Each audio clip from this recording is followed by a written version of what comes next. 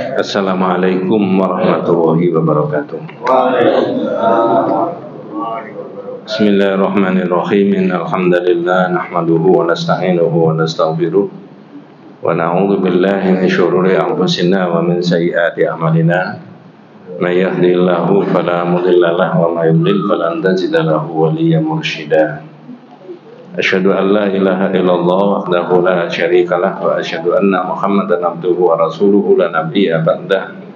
Allahumma shalli ala Muhammad wa ala ali Muhammad kama shallaita ala Ibrahim wa ala ali Ibrahim wa barik ala Muhammad wa ala ali Muhammad kama barakta ala Ibrahim wa ala ali Ibrahim fil alamin innaka Hamidum Majid. Amma ba'du. Ma'asyiral muslimin rahimani wa rahimakumullah, usikum wa nasiha bi taqwallahi faqad faza man ittaqa. Ibu-ibu, bapak-bapak, adik-adik para jemaah rahimakumullah. Beberapa bulan yang lalu sudah dibahas mengenai majaa fis-sikhri. Dalam bab itu yang dibahas mengenai as-sikhru, yaitu sihir. Kemudian berikutnya ada anwa'us sihri, macam-macam daripada sihir. Dalam pembahasan mengenai anwa'us sihri itu salah satunya menampilkan hadis Mani kata bahasa syu'batan minan nujum faqad kata bahasa syu'batan minas sihri. Siapa yang mengambil bagian dari ilmu nujum lalu mempercayainya, maka orang itu mengambil bagian dari sihir. Itu nanti yang akan dibahas. Kemudian berikutnya dibahas juga mengenai majaa fil kahin au al kuhan, masalah perdukunan. Orang boleh sependapat, boleh tidak sependapat, tetapi kewajiban kita menerangkan sesuatu yang kita yakini benar. Nyatanya itu pakai berbagai argumen dan berbagai dalil. Kemudian kita juga sudah membahas majaa fit tatayyuri. Tatayyur. Jadi ada tradisi dalam masyarakat jahiliyah itu untuk apa? Zadrut tayr litasya'um au litafa'ul. Menerbangkan burung untuk mengetahui nasibnya hari ini baik apa tidak baik. Itu terbang ke kanan atau ke kiri dan seterusnya. Tapi dalam penjelasan bab itu bukan hanya burung saja, bisa benda, bisa barang, bisa waktu, bisa hari. Yang dianggap itu kemudian bisa menyebabkan orang itu tidak beruntung, artinya orang itu sial dan seterusnya. Pendek kata, di bagian-bagian akhir dari keterangan kitab Tauhid itu menjelaskan hal-hal yang seperti itu. Kalau itu kita hilangkan dari pikiran kita, maka kita memperoleh derajat tauhid yang tinggi. Mudah-mudahan demikian ya. Jadi memang tauhid itulah, yaitu bukan karena saya yang mewakili panjenengan mengajar tauhid, enggak. Memang tidak ada khilaf, tidak ada perselisihan bahwa dakwah yang utama itu adalah dakwah tauhid. Maka di kitab yang berbeda, Firqatun Najiyah wa Taifah al-Mansurah, ada mauqiful ulama minat tauhid. Ada pandangan para ulama berkaitan dengan tauhid. Ternyata ada variasi sikapnya ulama terhadap tauhid itu. Ada yang model begini, pertama, ulama yang arafut tauhid, fahimut tauhid wa ahammiyatahu wa arafus syirik wa aqsamahu faqamu biwajibihim wa bayyanu linnas anit tauhid wa syirik ya wa hujjatuhumul Qur'an wal haditsus sahih. Apa maksudnya? Model yang pertama itu ulama yang mengerti tauhid, mengerti pentingnya tauhid, mengerti syirik dan macam-macamnya, kemudian menjelaskan kepada umat dan masyarakat tentang tauhid dan syirik tadi. Dalilnya pakai Quran dan hadis. Oh, kalau begitu tugasnya ulama itu menjelaskan masalah agama, terutama bidang akidah. Jawabannya apa? Iya. Saya pernah ditanya jamaah, Ustaz, ulama itu tidak boleh daftar jadi anggota DPRD. Jawabannya apa? Silakan dibahas nanti. Yang kedua, itu ada mauqiful ulama min tauhid, itu yang ahmilu dakwah ila tauhid alladzi huwa asasul Islam, farahu yad'una an-nasa ila hukum wa salat wal jihad duna ayyusakhihu aqaidal muslimin. Modal yang kedua, ulama yang mengabaikan dakwah tauhid. Sepanjang-panjang hidupnya itu tidak menjelaskan mengenai tauhid sama sekali. Padahal tauhid itu asasul Islam, dasar dari agama Islam. Terus apa yang diterangkan? Farahu yad'una an-nas ila hukum wa salat wal jihad wa ghairi dzalik. Lalu asik menerangkan masalah hukum, masalah salat, masalah jihad dan lain-lain. Duna ayyusakhihu aqaidal muslimin, tanpa meluruskan akidahnya umat, dibiarkan itu akidahnya salah. Pertanyaannya buat kita semuanya, ada 5 tapi tidak saya terangkan semuanya karena bukan itu bahasan kita. Pertanyaannya adalah, yang warasatul anbiya yang mana? Apakah yang pertama ataukah yang kedua? Jawabannya yang pertama. Mengapa kok bisa al ulama warasatul anbiya itu kategori yang pertama tadi? Karena dakwanya Nabi itu yang prinsip adalah dakwah tauhid. Kalau ada ulama yang begitu, naudzubillah, bukan saya, tidak ada apa-apanya ya. Itulah yang warasatul anbiya. Itu sudah dibahas. Nah, sekarang ini saya kepingin bahas dengan kita semuanya maja'a fit tanjim. Tanjim itu bintang. Ilmu ta'thir. Bintang itu perbintangan, tanjim itu ada 2 dalam kitab ini. Pertama adalah ilmu ta'thir, yang kedua ilmu taisir. Jadi ilmu yang berkaitan dengan bintang itu ada 2. Ta'thir, dianggap bintang tadi berpengaruh. Ayyaqita anna hadhihi nujum mu'athiratun fa'ilatun, bimakna annaha hiya allati tukhaliqul khawadith wasyurur, wa hadza syirkun akbar. Jadi ilmu yang berkaitan dengan bintang, lalu bintang itu dianggap berpengaruh, bahkan bisa membuat orang itu beruntung atau tidak, bahagia atau tidak, karena terpengaruh oleh apa? Bintang. Ya. Pertanyaannya saya, di masyarakat masih ada nggak model-model begitu tadi? Ya, itu namanya ilmu ta'thir. Dianggap bahwa posisi bintang itu berpengaruh terhadap nasibnya orang. Orang yang lahir tanggal 25 Februari bintangnya Virgo. Benar Pak ya? Ya benar? 23. Berarti sampean ngapal ngono ae ya.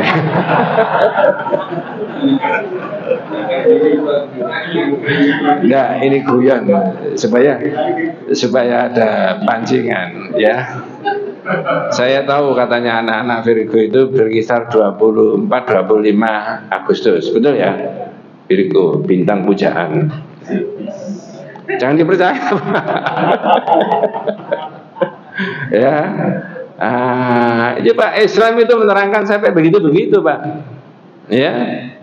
Jadi bukan hanya masalah sholat, bukan masalah haji dan sebagainya, tapi hal-hal yang bersifat keyakinan juga harus diluruskan ketika itu salah. Misalkan dalam hadis yang sudah sangat populer, riwayat Bukhari Muslim dari Mughirah bin Syu'bah. Nah, saya tanya jenengan, zaman Nabi itu sudah ada gerhana enggak? Ya. Ada. Siapa yang tahu? Ada Pak Ustadz, Pak Kiai menerangkan zaman Nabi pernah terjadi gerhana matahari pas barengan dengan apa? Peristiwa apa? Meninggalnya Ibrahim. Ibrahim siapa? Putranya Rasulullah. Dari istri yang mana? Wis nanti aja. Iya, inkasafati syamsu ala ahdi Rasulillah sallallahu alaihi wasallam yauma mata Ibrahim. Pernah terjadi pada zaman Nabi gerhana matahari pas barengan Ibrahim itu meninggal. Putranya Rasulullah kecil masih itu balita.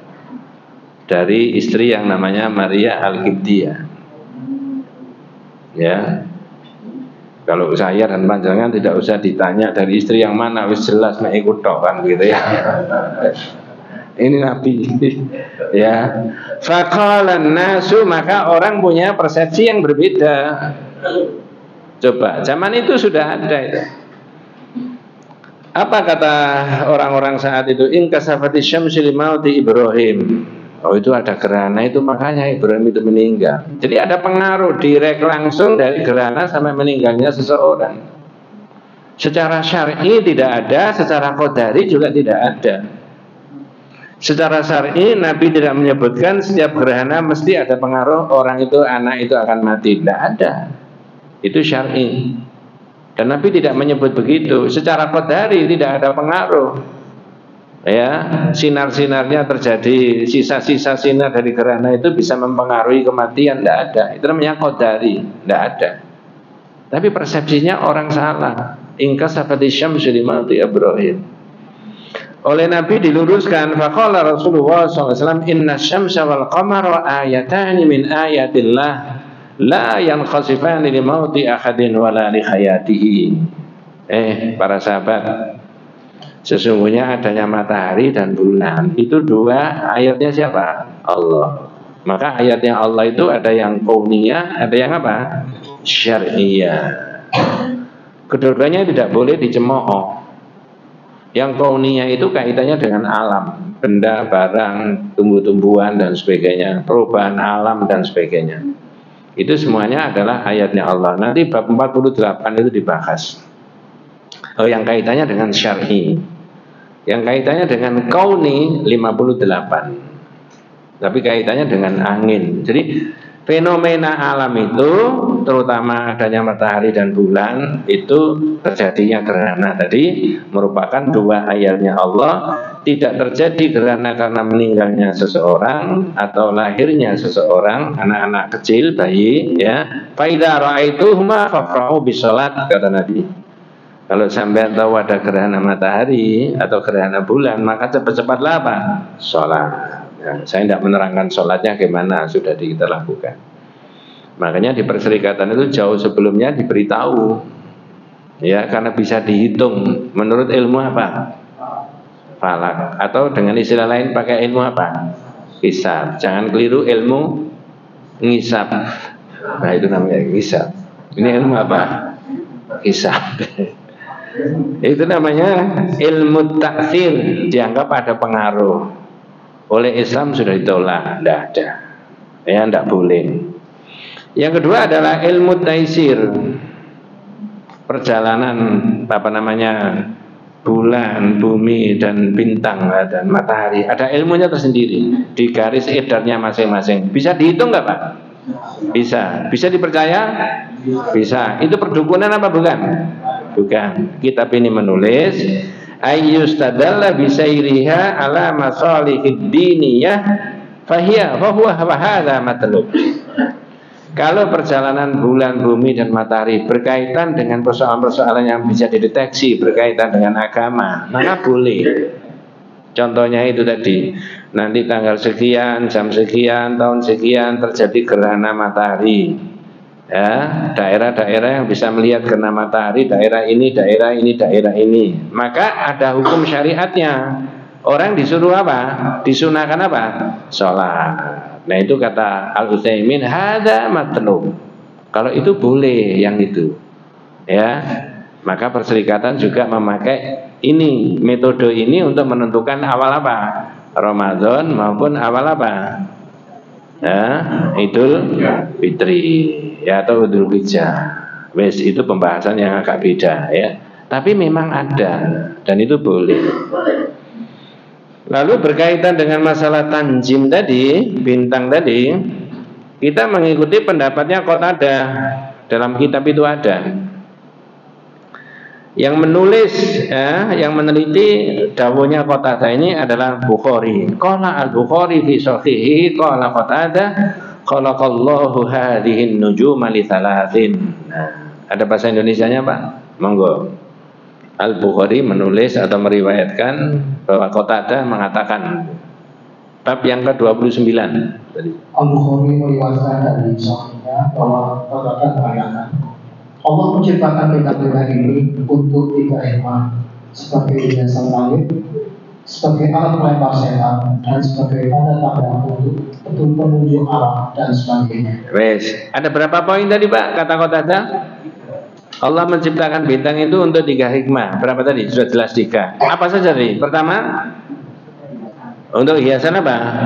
Langit. Yang kedua, yang ketiga, tanda-tanda apa? Orang mengambil apa? Petunjuk. Yang ada hubungannya dengan judul ini yang mana? Apakah yang pertama, ataukah yang kedua, ataukah yang ketiga? Halo? Yang ketiga. Bukan yang pertama dan yang kedua. Cuma Qatadah memberikan keterangan terkait dengan bintang itu 3 berdasarkan dalil Al-Quran. Khalaqallahu hadhihi nujuma li thalathin. Allah menciptakan bintang-bintang itu untuk 3 hal. Satu tadi apa? Zinatun lis-sama, untuk menghiasi apa? Langit. Yang kedua, rujuman lisyayatin, untuk melempar setan. Ada dalilnya enggak, Pak? Walaqad zayyana as-samaa'a ad-dunya bimasabiha. Terus waja'alnaha rujuman lisyayatin. Surat apa itu? Al-Mulk. Jadi 2 dari 3 tadi ada di dalam surat Al-Mulk. Fungsinya bintang tadi untuk menghiasi langit. Jadi kalau sekarang kan tidak nampak ada bintang-bintang itu. Misalkan lampu mati gelap gulita begitu, kemudian orang keluar, nampak nggak dilihat ada bintang itu? Jangan di posisi di bumi begini melihat ke atas, bintang itu kelihatan besar apa kecil? Kecil. Di langit yang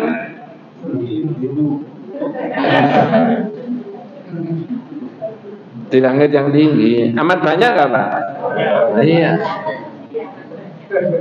Sampai di situ aja. Yang berikutnya kata Qatadah rujuman lisyayatin, untuk melempar setan. Katanya, yang dilempar itu setan dari minal jinnati taminan nas. Minal jinnati. Nah, sekarang yang melempar siapa? Yang dilempar tadi siapa? Alatnya pakai apa tadi? Bintang. Nah, sekarang saya sebutkan. Namanya melempar, kalau menurut ilmunya manusia, ada sasaran nggak yang dituju? Ada alat yang dipakai melempar? Ada yang melempar? Ada kecepatan yang bisa dihitung? Kalau manusia. Kalau ini? Nah, di situ ada pembahasan yang agak beda. Agak beda bagaimana? Agak beda dari keluar dari konteks ini. Kita percaya nggak bintang itu dipakai oleh Allah untuk melempar setan? Mengapa nggak percaya? Ada di Quran. Gimana caranya melempar, Pak? Nah, bahasa Sidoarjonya wallahu a'lam. Bahasa Imam Malik apa? Majhul, tidak diketahui. Ya.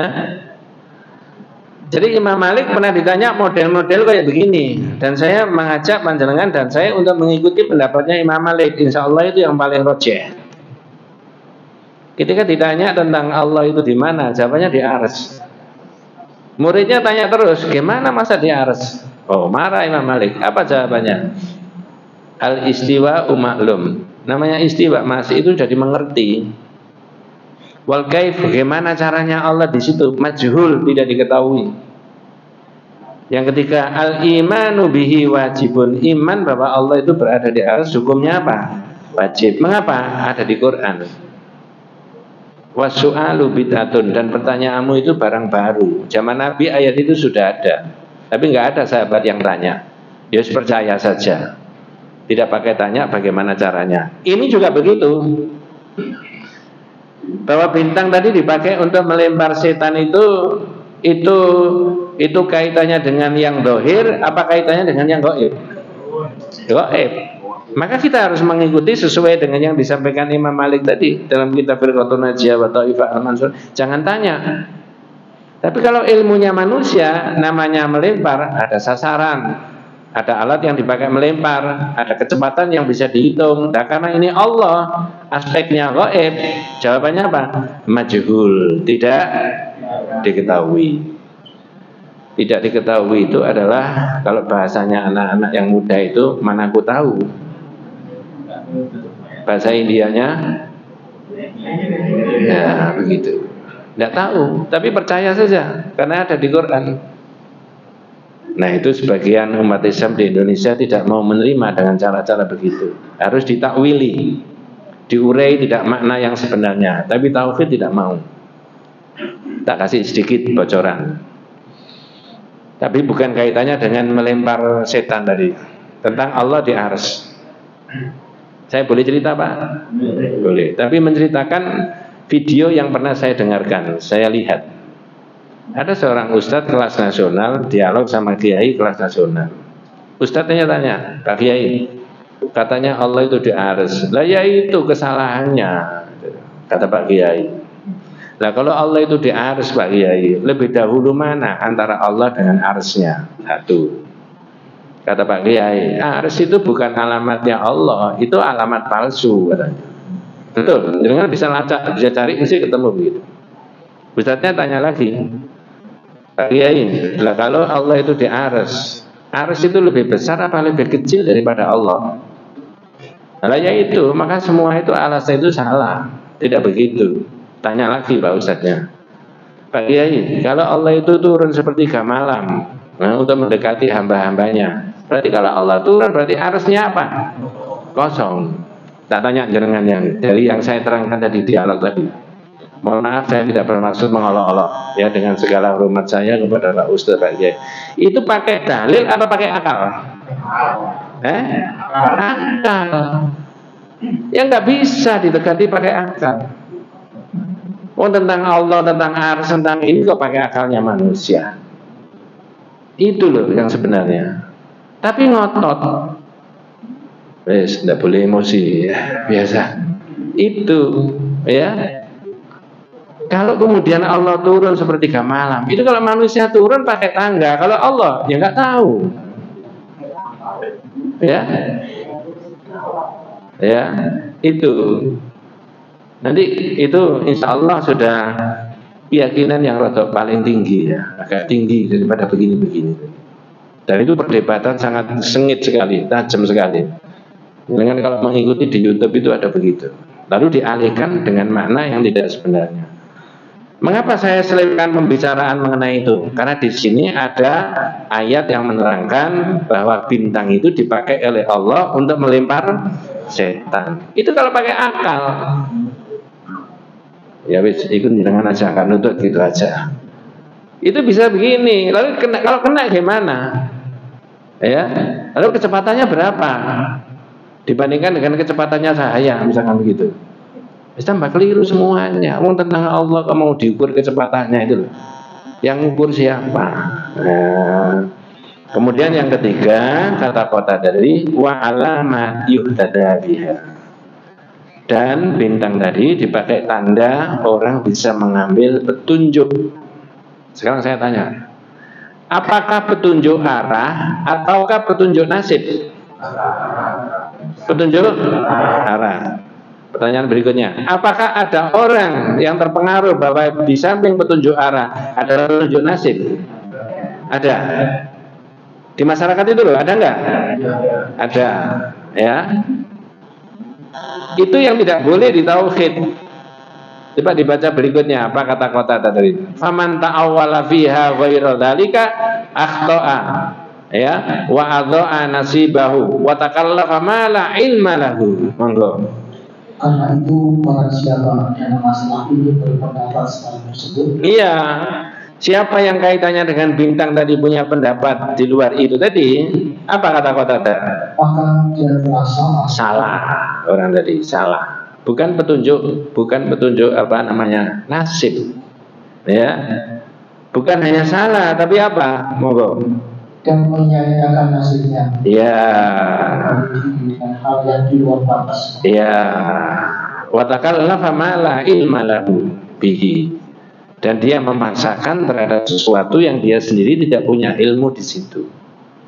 Maka di dalam tauhid iman kita, maka nasibnya orang itu tidak didasarkan pada posisi bintang itu di mana ketika orang itu apa? Lahir.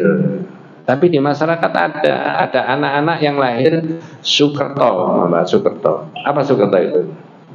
Lahir membawa potensi apa? Sial. Saya punya clipping di koran tahun 2013, masih tak simpan berkaitan dengan ini. Mungkin di mana-mana saya sudah pernah menceritakan. Judulnya Dipaksa Mertua Operasi Sesar. Ngerti maksudnya? Halo? Operasi sesar itu operasi apa? Kelahiran yang melakukan Dr. Okjin. Di dalam keterangannya itu disebutkan bahwa menantunya itu hamil sudah akan melahirkan. Prediksinya Pak Dokter, perhitungannya itu 2 hari lagi atau 3 hari lagi. Padahal 2 hari lagi atau 3 hari lagi itu bulannya sudah berubah. Nanti maksudnya Suro. Ya. Tapi karena lahirnya bapaknya itu Jumat Pahing, istrinya itu Rebu Pon, maka tidak baik melahirkan di bulan berikutnya lagi. Ya. Lalu minta Pak Dokter supaya diapakan? Pumpung bulannya belum apa? Berganti. Ya. Ada begitu karena sudah bisa disesar, sudah umur begitu bayi tadi. Makanya jenang kalau jadi mertua jangan maksa-maksa dengan cara begitu ya. Biarkan aja alami ya. Anak itu lahir tanpa meminta dan tanpa memohon siapa bapaknya, siapa ibunya, lahir di hari apa, tanggal berapa dan sebagainya, tidak pernah minta. Semuanya ketentuannya siapa? Nah, di situ. Jadi bintang tadi tidak ada pengaruhnya dalam kehidupan kita itu ya. Secara qadari juga tidak ada, secara syar'i juga ada. Nah, kemudian di dalam ayat yang berbeda, wallazi ja'ala lakumun nujuma litahtadu fi dhulumatil barri wal bahri. Saya rasa jelas itu surat Al-An'am ayat 97 ya. Coba bisa dilihat itu. Dialah Allah yang menjadikan buat kamu semuanya an-nujum. Apa nujum itu? Bintang. Ya. Untuk apa? Litahtadu fi dhulumatil barri wal bahri.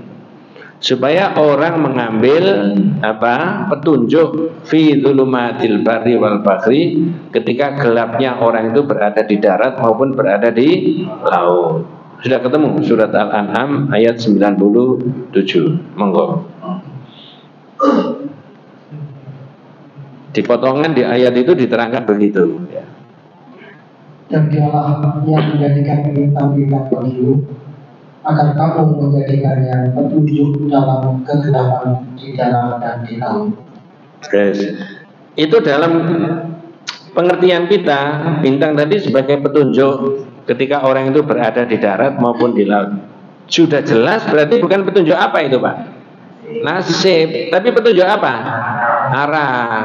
Terutama ketika orang itu di mana? Di laut. Seperti nenek moyang kita zaman dulu.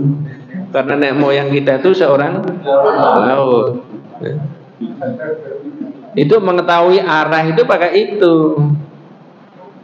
Betapa relevansinya teks-teks ayat Al-Quran itu dengan realitas yang ada di masyarakat saat itu. Tapi kalau sekarang mungkin tidak, sudah pakai alat yang canggih untuk menentukan arah timur, selatan, barat, daya dan sebagainya itu. Nah, maka dalam pembahasan yang berbeda, Al-Quran itu bukan buku ilmiah, tapi di atas Al-Quran itu bisa dikembangkan teori-teori apa? Ilmu pengetahuan. Saya ulangi, Al-Quran itu bukan buku apa? Ilmiah, tapi di atas Al-Quran bisa dikembangkan teori-teori apa? Ilmu pengetahuan. Maka ada pemikiran bahwa mestinya adik-adik kita dan anak-anak kita itu diberi pelajaran Al-Quran dulu sebagai dasar sebelum diajari apa? Fisika, kimia, biologi, sosiologi, antropologi, tata negara dan sebagainya. Harus didasari dulu pakai apa? Al-Quran. Kalau mau baik sistem pendidikan nasional itu begitu caranya. Pakai dasar dulu Al-Quran. Karena ini masalah perbintangan juga ada di dalam Al-Quran. Masalah angin juga ada. Dan seterusnya dan seterusnya. Coba menyimpang sedikit. Kapan hari di Indonesia ada seorang anak muda yang cerdas, seorang ustadz levelnya bukan hanya nasional menurut saya tapi internasional, diberi gelar doktor dari salah satu perguruan tinggi swasta di Jakarta. Betul Pak ya? Konsepnya apa? Konsepnya mengajak 40 anak untuk memahami Quran, kemudian nanti diimplementasikan dalam berbagai sistem kehidupan masyarakat. Ya, bisa ekonomi, bisa sosial, bisa politik, bisa budaya. Dari 40 dikembangkan 40 masing-masing berikutnya lagi. Seperti teorinya siapa? Nabi. Ya mudah-mudahan aja nanti sukses ya. Walaupun kita tidak menangi tidak apa-apa Pak ya. Nah kalau 40 tahun yang akan datang kira-kira menangi nggak sampai? Itu sukses 40 tahun yang akan datang, menangi nggak kira-kira? Kata gak sampai 40 tahun Pak sampai. Biarin aja, tapi konsep itu harus ditanam mulai sekarang. Ya sama dengan ketika saya mondok. Saya mondok itu tidak ada teori orang menghafalkan Quran. Anak-anak muda itu tidak ada menghafalkan Quran. Tapi produk sekarang banyak nggak? Nah begitu, biarin aja berkembang. Kemudian ada di dalam surat Al-Waqi'ah menerangkan posisinya bintang.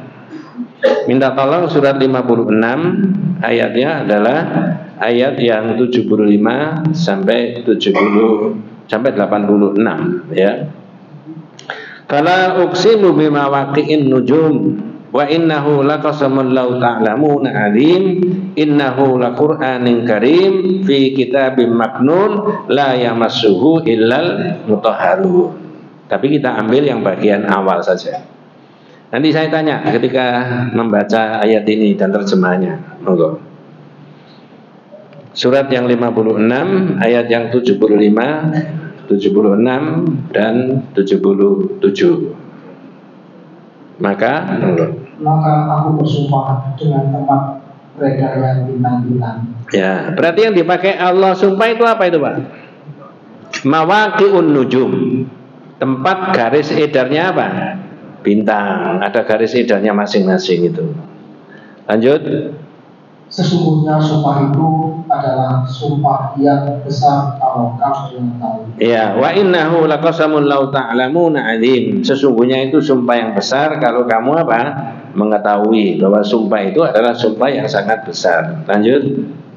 Sesungguhnya Al-Qur'an itu adalah bacaan yang sangat mulia. Nggih. Innahu laqur'anun karim. Lanjut. Pada kitab yang terpelihara. Sampai di situ. Sekarang saya tanya yang hadir ini. Di awal ayat itu tadi, surat Al-Waqi'ah, itu bicara tentang apa? Yang dibaca tadi, Pak. Saya ulangi pakai bahasa Indonesia. Maka sungguh aku bersumpah dengan tempat beredarnya bintang-bintang.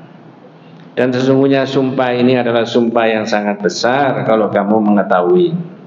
Dan sesungguhnya Al-Quran itu adalah kitab yang mulia yang disimpan oleh Allah di dalam Lauhul Mahfuz. Pertanyaan saya, di bagian awal bicara apa? Sumpah tentang garis edarnya apa? Bintang. Lalu setelah itu bicara apa? Al-Quran. Apa relevansinya hubungannya antara bintang sama Al-Quran? Iya, gampang dipahami. Disitulah maka panjenengan dan saya itu dapat ilmu. Mengapa Allah mengatakan bahwa sumpah ini sumpah yang besar? Wa innahu laqasamun law ta'lamuna 'adzim. Dan sungguh sumpah ini adalah sumpah yang besar kalau kamu memahami. Karena Allah menggunakan sumpah itu garis edarnya bintang. Tapi kemudian direlevansikan, dicocokkan dengan apa? Quran. Apa hubungannya? Disitulah para ahli tafsir mengatakan bahwa bintang itu adalah, ada keterangannya, wa anna nujum ja'alallahu yahdadi biha fi dhulumatil barri wal bahri. Jadi bintang itu dipakai sebagai petunjuk arah ketika orang itu gelap, ketika berada di darat maupun berada di laut. Wa ayatul Quran, dan ayat Al-Quran, yahdadi biha fi dhulumatil ghayyi wal jahli. Al-Quran itu merupakan petunjuk ketika itu orang gelap, bukan gelap dalam realitas itu, tapi gelap ketika orang itu dalam kebodohan dan kegelapan, maka petunjuknya pakai apa? Al-Quran. Nah, disitulah sebenarnya maka orang menjadi salah kalau mengambil bintang itu sebagai petunjuk apa? Nasibnya orang. Saya tidak tahu ibu-ibu hafal apa tidak ya, atau bapak-bapak itu hafal apa tidak. Apakah di masyarakat kita itu ada keyakinan ketika rumah tangga itu punya anak satu, baik itu laki-laki maupun perempuan, namanya apa itu? Untang-anting. Kalau cuma punya anak satu laki-laki satu perempuan, namanya apa?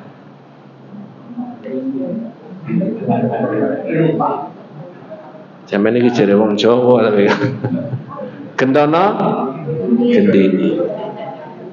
Kalau rumah tangga itu punya anak dua, kedua-duanya itu laki-laki, namanya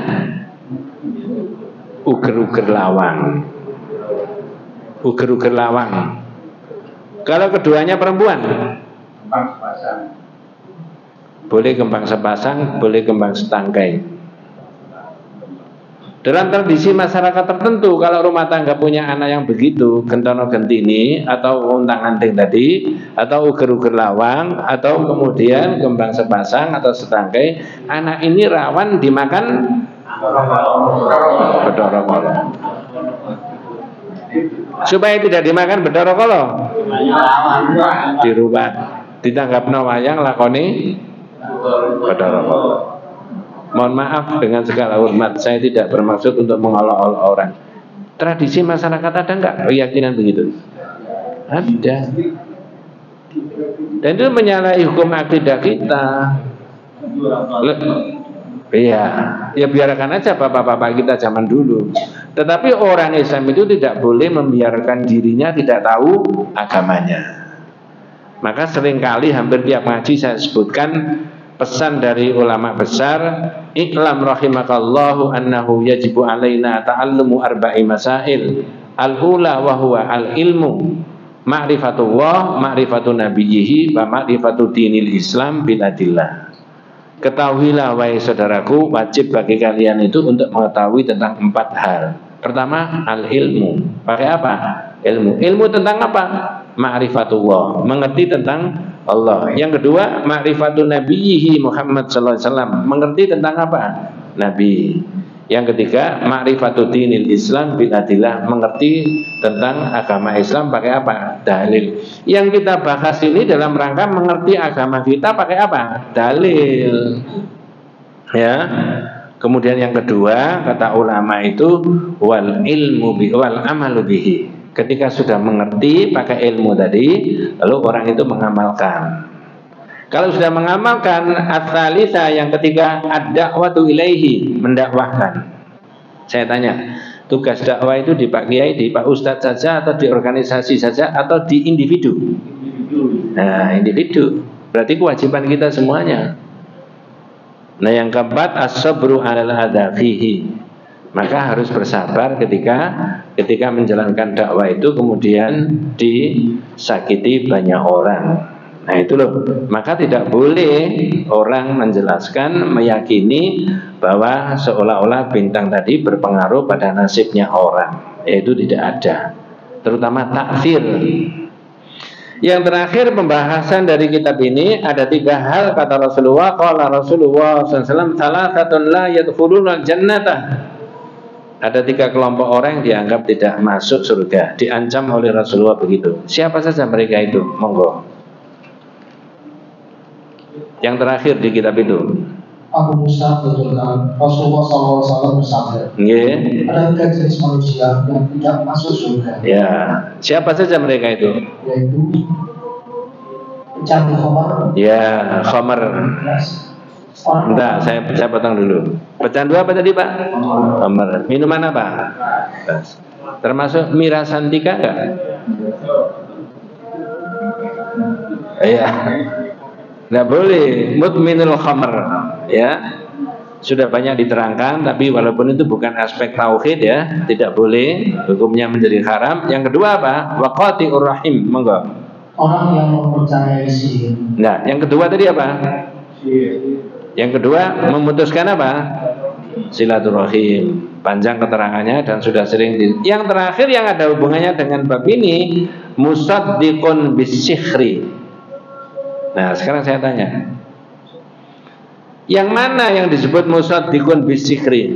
Yang tadi disebutkan la yadkhulunal jannah, la yadkhulul jannah, salasatun la yadkhulunal jannah. Ada 3 kelompok yang tidak masuk surga, yang kaitannya dengan judul adalah musaddiqun bisyihri, yang membenarkan apa? Sihir. Nah, kalau yang membenarkan sihir, kita bisa pakai dalil yang berbeda. Karena nau'un min anwa'is sihr huwa at-tanjim. Bagian daripada sihir itu yaitu orang mempercayai apa? Perbintangan. Jadi kalau meyakini bintang ini, bintang itu berpengaruh pada nasib orang. Orang kalau lahir hari ini, tanggal ini, bintangnya ini, nasibnya begini. Kalau itu dipercayai, menurut hadis itu tadi, orang itu sudah terpengaruh dengan pemikiran apa? Sihir. Sihir itu macam-macam. Termasuk yang kemarin 4 bulan yang lalu saya terangkan tentang sihir itu, salah satunya adalah al-bayan. Apa Pak? Halo? Bayan itu apa? Nah, ini diulangi pelan-pelan. Nggak apa-apa ya Pak ya, 2 menit lagi ya. Salah satu daripada yang disebut sihir adalah tanjim. Orang mempercayai nasibnya terhadap bintang tadi. Itu salah satunya yang ada di bab ini. Yang di bab sebelumnya, yang termasuk bagian dari sihir, itu bayan. Apa bayan itu? Kata-kata yang indah, kata-kata yang bagus, kata-kata yang menarik, tapi isinya tidak baik. Inna minal bayan la sikhran. Sebagian daripada bayan itu termasuk apa? Sihir. Bayan itu ada 2. Di Quran juga ada kata-kata bayan. Ada yang hafal? Di surat apa itu? Ar-Rahmanu 'allamal Qur'an khalaqal insan 'allamahul bayan. Yang ada di dalam Al-Quran, kata-kata yang indah, yang bagus, yang menarik, tapi isinya baik, sehingga orang termotivasi untuk berbuat kebaikan. Itu namanya bayan yang ada di dalam Al-Quran. Tapi bayan di dalam hadis disebut sebagai apa? Sihir. Maksudnya apa? Kata-kata indah, bagus, menarik, tapi isinya tidak baik, menipu orang. Itu bisa disebut apa? Bayan. Maka kalau dikaitkan dengan beberapa minggu yang lalu, beberapa pekan yang lalu, ada orang membuat video, katanya sekarang itu ada konsep kebenaran baru. Halo? Apa Pak? Konsep kebenaran baru. Kebenaran baru itu kebenaran yang tidak berdasarkan fakta. Siapa yang ngomong gitu Pak? Saya sudah tahu, enggak apa-apa. Jadi mohon maaf, ini bukan politik. Orang tidak baik lalu di framing menjadi baik, lalu orang terpengaruh semuanya. Itu namanya kebenaran baru. Menurut pandangan tauhid, ini kena sihir orang itu. Ngerti maksud saya Pak ya? Orang tidak baik lalu di framing dengan berbagai macam cara, bahwa seolah-olah orang ini menjadi orang baik. Lalu orang semuanya termakan. Ya, memakai orang yang berpengaruh, memakai orang ini, memakai macam-macam ya. Itu kata orang yang membuat video, ya dia tidak bermaksud membuat video. Itu namanya kebenaran apa? Baru. Konsep kebenaran apa? Baru. Kalau kebenaran lama, kebenaran berdasarkan fakta. Tapi kebenaran baru adalah kebenaran yang di framing. Tidak baik bisa menjadi apa? Baik. Jangan pernah mendengarkan al-haqqu bila nidhamin yang libuhul batilu binidhamin. Barang benar, barang baik, orang baik, kalau tidak di-manage dengan sesuatu yang cukup bagus, bisa dikalahkan barang yang tidak baik. Tapi barang baik tadi di-manage dengan cukup bagus. Ini keterangannya panjang. Bisa juga pakai bahasa begini, ya, dakwah itu baik, tapi kalau tidak bergengsi bisa dikalahkan dengan sesuatu yang tidak baik tapi bergengsi. Maka umat Islam harus apa?